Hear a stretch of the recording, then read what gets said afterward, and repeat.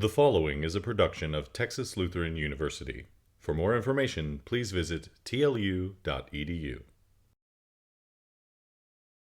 The proposition, if TLU adopts a student honor code, it should include a provision requiring students to report violations by their peers. So agree, disagree, or undecided, please vote.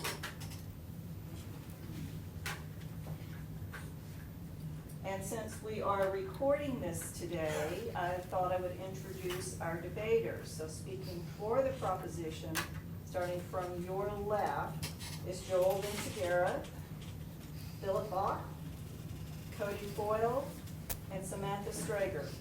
And speaking against the proposition is Arthur Munoz, Wade Smith, and Mary Alvarado. So the way we're going to do this today is they have decided that we would increase the amount of time for their primary statement to 6.5 minutes. So that was negotiated, I guess, between 6 and 7, I'm not sure. Anyway, 6.5 minutes. Speaking in the first round, every member of the team is supposed to speak, and then they have a rebuttal of 3 minutes each, and then you can ask them questions. And then at the conclusion, we will revote and see if any opinions have changed. So with that, any questions from anybody? You want me to give you a 2-minute warning? 1 minute. I'll give you a 2-minute warning and then a 1-minute warning if you start getting close on your time. Speaking for, please start. All right, welcome people. Thanks for showing up today. Again, our group is arguing for there to be a provision requiring students to report violations of their peers in the honor code. And the first point we'd like to bring up is you're ultimately cheating yourself of knowledge when you break the honor code. And with a provision in the honor code requiring students to turn in other students, it would send a message to all students that such behavior, such as cheating, is not acceptable and TLU won't tolerate it. By having this clause, it would require students to turn in other students that broke the honor code, and it may hurt the dishonest student that was caught in the short run, but in the long run, the individual that turned in the rule-breaking student is obviously helping this person out, because it could possibly be an enlightenment for the individual to see that he or she really does not enjoy the field of study that they are in. So, next step. Okay, another point that we had was that employers will use honor codes as a way of measuring the reputation of a school. From an employer's perspective, their right is to select the most qualified applicant for the job. So what they do, so obviously sometimes you have candidates with similar qualifications. For example, they may both have a 3.5 GPA, they may have both been in the same extracurricular programs or whatever. In that case, what often happens is that employers will make their decision based on who they want to hire based on the reputation of the college that they went to. So certain colleges are more likely to have their graduates selected for jobs based on the reputation of their college. And our point is that including this provision in the honor code would make TLU's honor code stronger because it will give a clearly defined responsibility and expectation for its students. A stronger honor code enhances the reputation of the school, which in turn enhances the reputation of its students. You can talk about integrity, honesty, independence, community, trust, which are all in the proposed honor code currently. But without a specific provision, who knows what you mean by honesty or integrity or trust? Having a specific provision requiring students to report violations of their peers would clearly define what TLU means by honesty, integrity, trust, community in its honor code and what it expects from its students. So our next point is that it will uphold standards across the board by creating a unified code for everybody. Currently, departments within the university have different standards, and so with this, it would create unity between all of the departments of the university. So under the universalism approach, the rights are that it would hold the student body to a higher standard and that employers would expect of us. And then there would also be a right of respect between both the student-to-student connection and also the student-to-professor relationship. Under the utilitarianism approach, we would have the cost of, it might make some people feel uncomfortable for having to turn in their friends. But the benefits are it it would have more rigorous academic curriculum, and the degree is worth something in the long run. And under the virtue ethics, we are creating fairness, honesty, integrity, and self-respect. The belief section of the TLU honor statement states that TLU has a diverse and meaningful faith-based atmosphere that fosters spiritual growth, humility, and fortitude. Our beliefs promote honesty and integrity in all that we do and trust in those whom we do it with. Together we have the vigor to continually better ourselves and hearten our neighbors. This is from the most recent draft of the honor code. And basically it's stating that, or our interpretation of it is that by turning other students in, we're holding ourselves to higher standards, and this creates a higher level of trust between us and our professors. It creates a better atmosphere of learning and cooperation. The academic section states that we will fulfill our coursework with our own ideas, give recognition to others when we borrow, and intervene when our peers are tempted to transgress. And this is going to help not only us better ourselves, but better each other, and it'll make a more positive learning environment for everyone involved. We realize that there are some weaknesses to our arguments, and one of our major ones is that there are students who could turn other students in who aren't at fault. We feel that this is justifiable only because there would be also an investigation following the turning in that would prove that a student is innocent if they truly are innocent. In addition to that, we feel that, in business you have the whistleblower policy, and in this you have to have documented evidence sufficient to convince a third party before you blow the whistle on a company.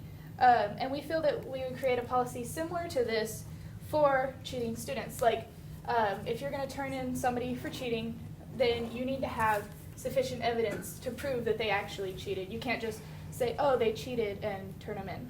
1 minute. All right, I'm just going to go over a quick example. By cheating, it's a short-term solution to a short-term problem. And in the long run, you're ultimately cheating yourself, as I've said earlier. And, so you come to TLU, you graduate with a 4.0 in business administration, and you're a part of all the honor societies due to your high GPA. But assume you plagiarized, or you cheated on that test, or you broke the honor code. And when you look back over your 4 years spent at TLU, you realize that you really didn't have an interest in business, but it was rather in chemistry. And, if you would have been honest with yourself during those 4 years, you would have realized this and possibly received a degree in the field of study that actually interests you. So by having a provision in there with requiring students to turn in other students, if this student would have been caught, it may have stopped them, it may have helped them in the long run realize that, hey, I'm not studying a certain degree, or I'm not in a certain field of study that I want to be in, and that I probably should consider looking into a different field that I probably won't cheat into. Stop. Time. Okay, speaking against the proposition. Although we can see that honesty and integrity are integral parts to an education, and especially in a liberal arts education, we disagree with a few of the premises, including ultimately cheating oneself. We agree that we are cheating ourselves, so thereby shouldn't the responsibility of cheating lie on the individual and not the community? And system that allows for self-policing takes away from your ability to look after yourself and shifts the responsibility. We're going to talk about how it fundamentally alters the mission statement of Texas Lutheran University and how it can negatively affect the community and family sense that TLU was built upon. First thing we're going to talk about is the vagueness and the ambiguity of the proposal. The notion that we should report a student as opposed to will or need to report a student. We actually going to disagree with one of the premises that it would create a unified code. We see here a value sense at TLU. We have this underlying values that are going to be the same, but if we look at the business department and we look at shaping, we look at Langer, and we look at the fine arts building, we see different cultures and different values taken up by these different departments, these different majors. So who's to say that this should is going to be interpreted and going to be followed in the exact same manner through all departments? We would like to say that everyone's going to read it the exact same way, and we'd like to say that the application would be uniform throughout, but that's kind of an assumption that we feel would overstate what the honors code would actually be saying. Also, we're going to look at how it could create awkward situation between peers. If you witness a friend cheating versus you witness somebody you don't know versus you witness somebody that you not necessarily like, your benefit associated with reporting each person is going to be different. We're going to see the cost fall upon the whistleblower, but the benefits distributed completely unevenly throughout the departments and throughout individuals, and where the benefits would lie on the community of TLU as a whole, but where they would lie on an individual. We're going to talk about the how this is going to underline the mission statement and how this could actually hinder academic freedom. So when we look into the TLU mission statement, it states that as a community of learning, the university stresses the liberating potential of the disciplined pursuit of academic excellence within the context of academic freedom. We want to focus on academic freedom. Whenever the term academic freedom is brought up, it should imply that the responsibility of a student's actions should be placed solely upon them. And with this provision, they aren't given the opportunity to learn and develop, and they're largely denied the self-actualization that they need in order to strive for the results that you wish they would achieve on their own accord. But whenever this provision is included, they aren't given this self-reliance that they need, and they don't know as well how they could survive on their own and how to be successful on their own. The purpose of the university is to deliver an academic education in a safe environment, and with this provision, it almost exceeds that list with the opportunity for other students to try to micromanage the lives of others. Academic freedom needs to be expanded and strengthened so that it better serves the faculty and the community as a whole, and this provision shrinks this freedom. And as mentioned before, there is the possibility of a student being falsely accused, and this hurts the student structure by creating an animosity and controversy whenever one student could predatorily report another student even if they just don't like them, which is a possibility with this provision. And within a high pressure and academic environment like TLU, this is contrary to the concept of a campus community. And Mary will expand upon that. So TLU averages around 1,400 students a semester. We are a small community, and we're tight-knit, which is something TLU strives for. We become each other's family over time, over our classes, and over our majors alone. However, if this provision is put into the honor code, where is the line going to be drawn between helping each other and academic dishonesty? Something that may be considered simple note sharing or handing each other old exams to one person to another could look like cheating or dishonest. The discrepancy between our personal honor systems differ from our ages, from our departments, from Shapey to Langner alone.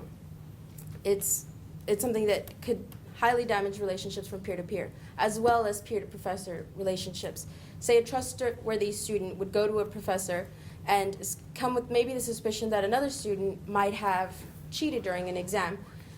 Even if this is later proven to be false, that ill feeling, the ill impression will always remain, as well as the feelings of the student and the professor. Will the relationship ever be repaired? You may have been proven cleared, but did it help? Like, how is your reputation in your eyes as well as others' eyes? Those feelings will always remain. We're small, and TLU has been considered one of the best universities in Texas for over 100 years. 1 minute. This provision is not necessary for its continued excellence. TLU is an institute that hopes to engage and encourage critical thinking, and a lot of that critical thinking falls upon an individual responsibility. Our growth as individuals, both intellectually, spiritually, and as a community, fall upon that individual. And a lot of what we take out of TLU is what we put into it. So if we shift the burden, if we just concede that somebody else will police that person, and we take away that individual responsibility, then we're fundamentally changing the goals and the values that Texas Lutheran University has established for the past 100 years. Okay. Rebuttal. You have 3 minutes. Let me go first. All right. We just want to state that we are human and we do make mistakes, and it's hard for each individual sometimes to hold themselves accountable. So it's good when we have other students that are caring about us and willing to, turn us in for breaking the honor code. With that note, there's been, I think the first honor code was passed by William and Mary, and that was in the early 1800s. And there's been lots of schools in the East that have passed honor codes that have been around for over 100 years, and most of them include provisions that say that students are required to turn to other students for breaking the honor code. And we just, with the traditional honor code schools, most of them have a requirement in there for turning in suspected cheating incidents. And we just don't see this honor code really being upheld unless the provision is actually in there and students follow through with it. Right. And this honor code, we're not saying that by having a provision requiring students to report violations, it doesn't mean that we are depending on students to require their students. It's just another way of making sure that violations of the code don't fall through the cracks. An individual person can't catch everything. Just like when you're writing an essay, before you turn in an essay, it's always good to have someone else read over the essay just because you may make mistakes that you don't even realize you're making. So having this provision saying that we're going to report violations of our peers is just another way of saying that sometimes we make mistakes that we don't even realize we're making. So someone else can step in and say, this person is violating our honors code and we need to report that. And another thing is that a terminology difference. It was mentioned earlier that by the other team that said a terminology difference may cause different interpretations between different departments. We say that doesn't mean the provision should be scrapped. That just means it should be refined in such a way that it should be interpreted the same by all departments. Maybe we have to take out the word should and replace it by a different word that isn't going to be ambiguous, but we shouldn't scrap the whole provision just because of that. 40 seconds. Also, it was brought up that this provision would, there'd be animosity and controversy between students reporting other students just because they don't like them.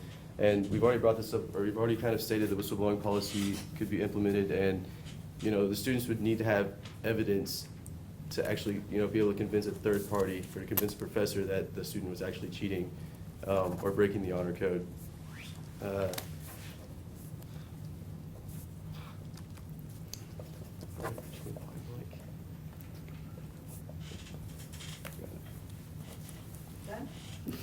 Okay. Yeah. You have 30 seconds. 30 seconds. That's They not have 30 fair. seconds. Y'all have 3 minutes. Phil in Cody acknowledged the fact that we are human and we make mistakes that sometimes we do not realize we're making. We admit that. That's part of why we go to college, part of why we try to get a higher level education, so we can continue to grow and continue to become ultimately the people we want to be.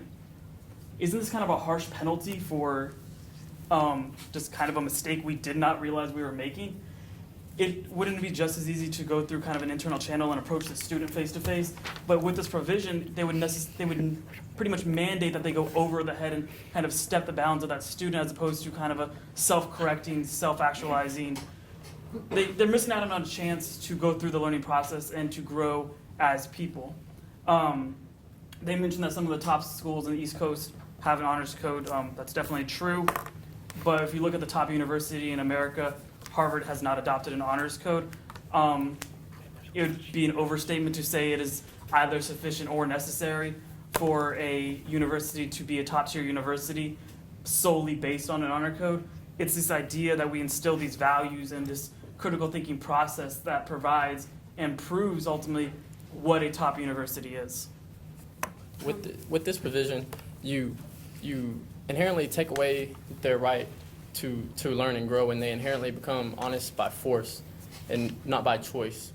So the self-actualization that they would go through is taken away from them. It never comes about. Inherently, we know what is right and what is wrong. It's always going to be there. Even if we get caught now, if it's something that someone has a tendency to do, it's not going to change later. It's just something they're going to keep doing, even if it changes. See examples of videos we've seen in class where people are not repentive of what they've done. They simply put the blame on someone else. It's always going to be like that unless you discover it for yourself. This rule won't help that. And we talk about whistleblowing and establishing a third party. I know that in looking into law schools, some of them have this kind of honors code in the system where it's such a competitive environment that you can create a paper trail. You can create a case where you and another person take out that person that's setting the curve in that class, or at least hinder them from doing as best as they can in that said class. Or, I mean, that's at least going to prove to be a distraction. And that's not the kind of community that we've grown. That's not the kind of community that we know and that we associate with TLU. 30 seconds. When we all committed to come to TLU, we came with this idea of faith-based, family-based, community-based chance to learn and to grow on an individual level that's independent from the community. Okay. We're all here. Questions from the audience? Yes, right. What about SIs? Because you go into a math SI, right? It tends that whenever you're working on a question, the SI gives you the answer. Not because they just want to tell you what the right answer is. They've worked out the steps to show you pretty much how to get to that answer. Some professors see that as helpful. Some other professors see that as cheating. So how would you pretty much have the SIs work around the honor code pretty much? Is there going to be like guidelines that all SIs have to follow? Because that's going to be difficult for some classes such as math compared to classes such as history, where it's so broad, and there's multiple types of answers. Okay, that's, okay, for this team? Yes, please, yes. We'll give you a minute to talk among yourselves.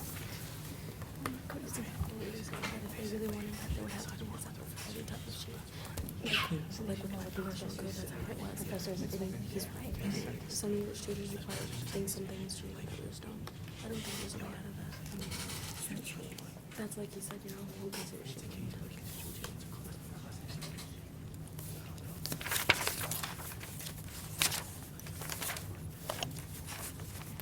You raised a good point though. I was in psychology SI my freshman year and they gave us all the answers.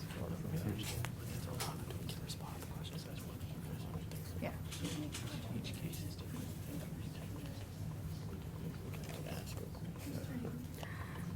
If that's the way the professor sees the whole thing.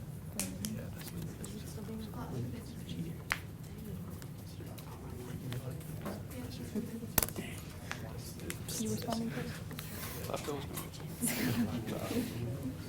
Well, you were writing everything down, so. I'm just praying for him. You were writing down. Time? Yes, please, thank you. We do, we saw your suggestion of guidelines that SI should work with professors in order to know what the professor's expectation is as to whether or not giving someone the answer, you know, whether by step or just telling them the answer is cheating or not. The SIs are taught based on, you know, what the professor's expectations are, what the school's expectations are as to, you know, what is or is not acceptable for that particular class, for that particular situation. You know, obviously different subjects are going to have different methods of, you know, is there an exact answer or is it more of a broad concept? So we just think that there should be a little bit more guidance for SIs and working more with professors as to see what is or is not acceptable for that particular class. Okay. Other questions? Can we respond to that? No. Oh. We're responding to questions. Jeff? Who's gonna hold the professors accountable? Who's in the question for us? Really, is that for us too? You have a minute. Okay, that would be the governing body of TLU. Yes. It's all good. It's not just academics. Like, what if you see professors steal? Who's gonna hold them accountable? We never do. I think the professors are The professors are not up to the law. You think I had a few minutes too. No. That's a lot.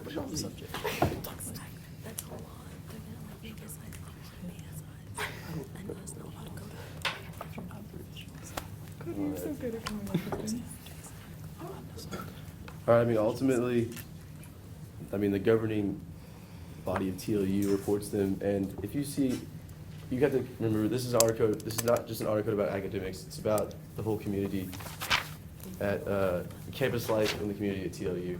And if you see a professor stealing, I mean, I think that the student has the right to either go to them and tell them that they saw this or caught them in the act, or possibly go to their boss.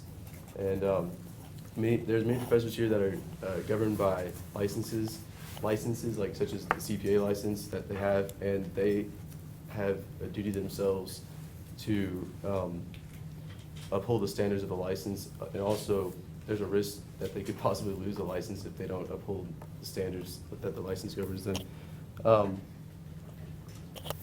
Yes, professors are not above the code. They can be reported to by students. Other professors can report each other, or, the president's cabinet. Steve? Do I have time to have a question? Sure. What's the problem? Is there some kind of crime wave going on, or are we lacking in enrollment, or are we trying to boost our? Which team are you asking? I don't care. Why do we need this? I mean, what's the problem? Is there a bunch of cheaters getting caught, or? To clarify, the statement was if TLU adopts an honor code. Well, they've already drafted one, so they're definitely. But it hasn't been considered. adopted. I mean, so what's? Correct? Dr. Sitzer can respond to that, I think. Well, I'm not putting me on the spot. A year ago, in February, I took to the TLU faculty a concern that I had what I considered to be a sudden escalation in cheating episodes in my classes. The faculty suggested that, at some point or another, we perhaps ought to look at as an institution at an honor code. The Student Government Association has been off and on for about 12 years now, periodically looking at adopting an honor code.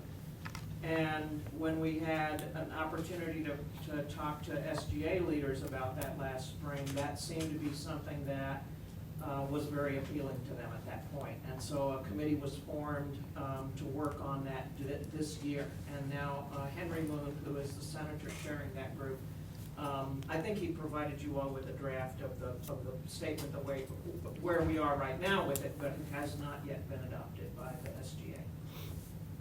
So the reason was you were detecting some suspicious. Yes, and there was a significant group of faculty who said, yes, that is exactly true in their classes also. Okay, any questions for the teams then? Dr. Sitzler, you have any questions for the?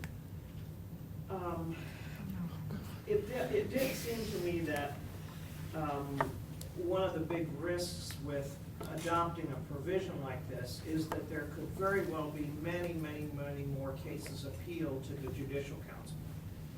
And Judicial Council right now is composed of 4 students and 4 faculty members. The students are appointed by SGA president, and the faculty members are appointed by the provost and president's offices. And I was wondering whether you would think that maybe this provision might be more acceptable to students if there were a panel of only students doing the appealing of students when a student is accused of this by another student, right, and by a faculty. Okay, and which team do you want to The answer? team that was You have judging. a minute to-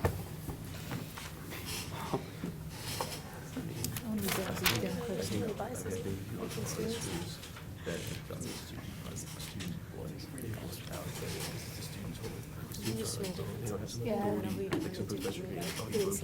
It's actually a student saying, you broke the rule, we're gonna hold you accountable for that. Yeah. So I think. You just have to make sure that they're doing their job, so like you'd need like regulations.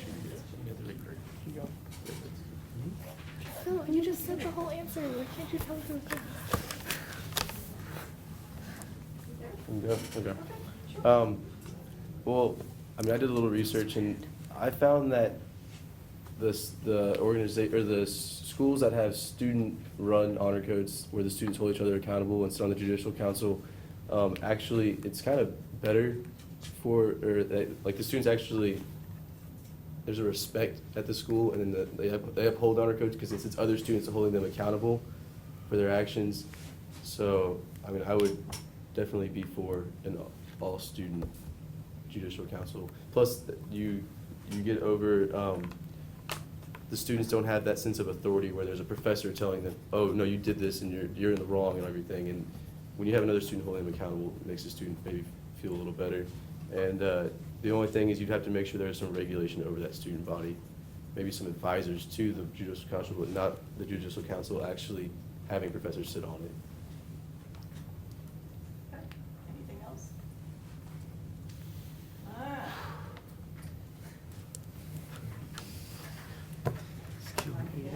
All right, now, same statement.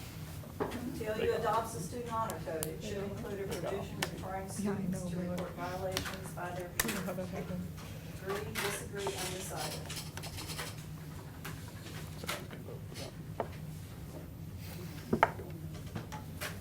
Everybody?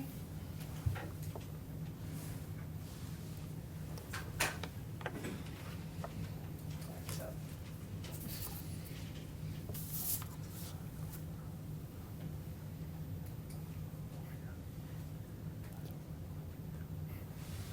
Prior to the debate, 47% undecided, 21% disagree, 32% agree. Post-debate, 16% undecided, 58% disagree, 26% agree. So let's congratulate our